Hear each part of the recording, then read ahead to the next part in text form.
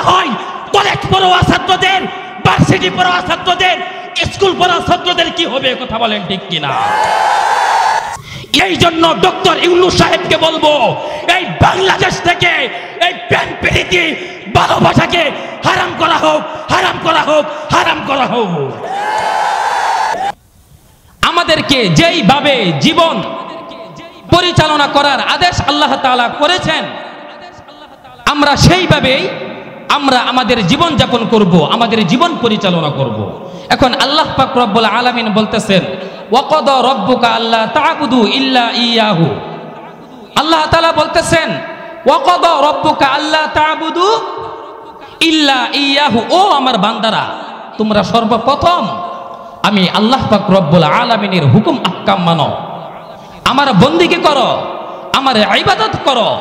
তো আমরা হুকুম আহকাম মানলাম, আল্লাহ তাআলার বন্দেগী করলাম, ইবাদত করলাম, তারপর কি করব? তারপর কি আমাদের মন স্বাধীন আমরা কিছু করতে পারবো না? আল্লাহ পাক রব্বুল আলামিন আমাদেরকে যা নির্দেশ করে আমাদের তাই করতে হবে। কথা বলেন ঠিক কিনা?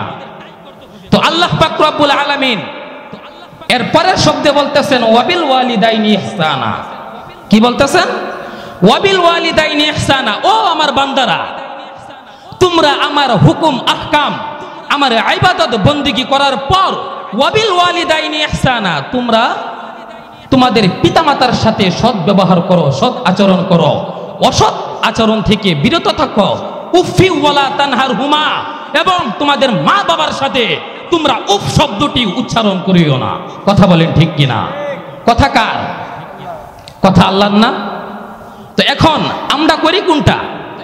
আল্লাহ তাআলার ইবাদত বন্দেগী করি। ইবাদত বন্দেগী করার পর আমরা কি আসলেই পরিপূর্ণভাবে মা বাবার সাথে সৎ ব্যবহার করি, না এই সৎ ব্যবহার, সৎ আচরণ ঘরের সুন্দরী বিবির সাথে করি? কথা বলেন ঠিক কিনা?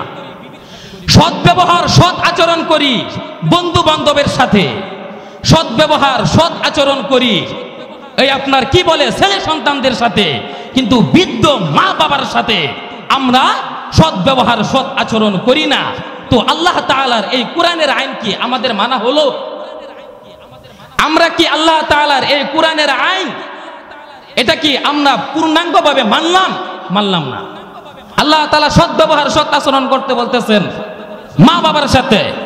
আপনার স্ত্রীকে আপনি মহব্বত করবেন না তো মহব্বত করবে কে?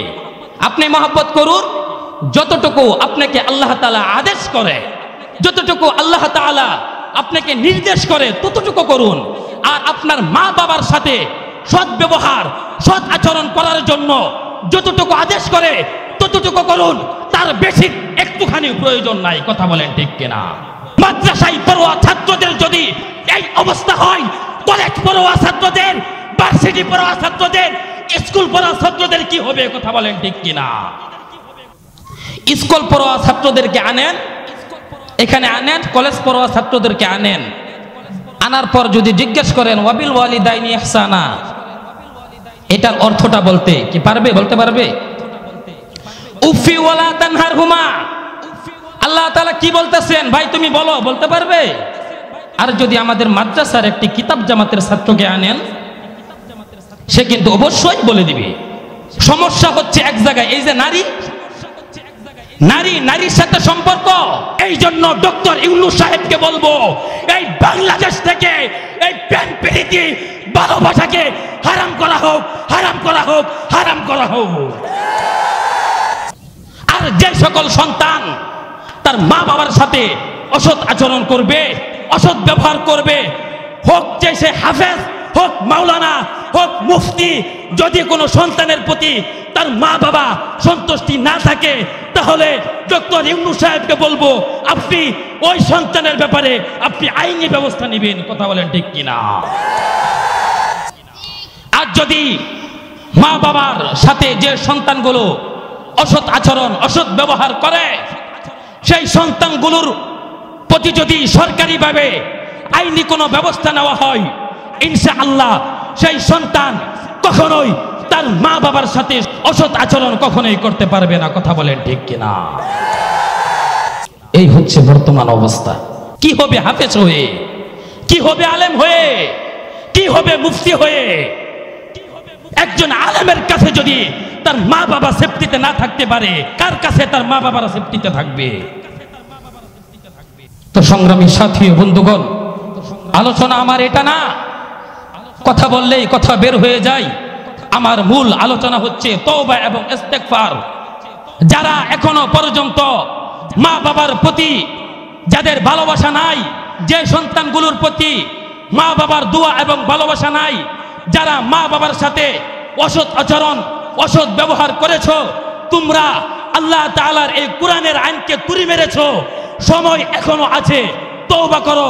আল্লাহ পাক রব্বুল আলামিন পবিত্র কোরআনে বলেন, আত্তাইবুন, যে সকল বান্দারা তওবা করে, ওয়াবাশশিরিল মুমিনিন, ওয়াবাশশিরিল মুমিনিন, তাদের জন্য আমার পক্ষ থেকে সুসংবাদ।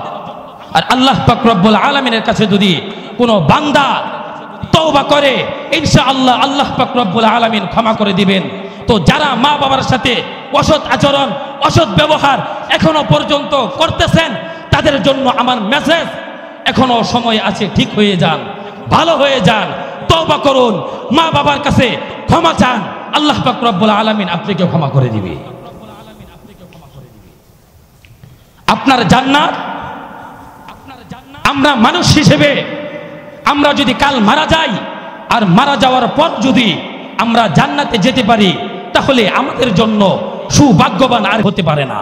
আর এই জান্নাত আল্লাহ পাক রব্বুল আলামিন এই জান্নাতটাকে রেখে দিয়েছে মায়ের পদতলে।